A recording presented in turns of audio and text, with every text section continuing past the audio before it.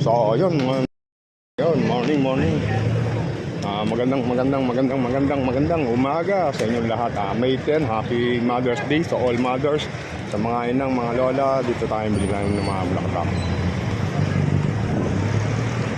So, yun, marami na ako nakalatag ditong bulaklak para sa mga ating mga loved ones, mga nanay, mga inang.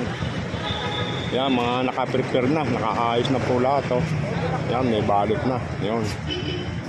So, yun, tanong tayo dito kay, magkano bentahan mo, te? Magkano? 350? Mga fresh flower, no?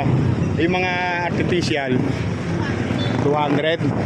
So, yun, itong fresh flower daw po, 350. Tapos, dito, 200 mga kauban. So, yun, napakarami na ako nakalatag dito, mga kauban, sa harap ng public market. So yun, mga pagkakataon nyo na po para bumili rito ng mga bulaklak para sa inyong mga nanay, lola, sa inyong mga asawa na nag-alaga ng mga anak ninyo. So hindi rin po mawala siyempre yung mga chocolate, yan, yung mga artificial na bulaklak. So yan, tinda ni ate, 350.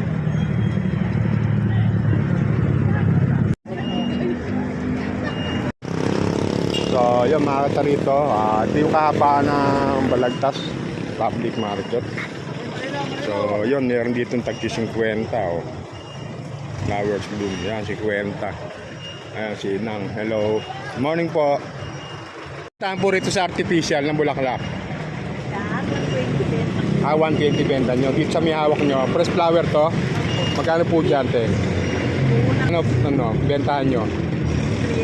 300. So yun, to 300 do po kay nanay, 300. Ayan. Naka-video tayo eh. Ayan po yung tindahan. Hanapin nyo na lang po yan dito. Mura lang. So ayan, may mga chocolate pa rin. Tapos may mga teddy bear. Ayan, bili na po kayo ito. Ayan, haba. Ayan.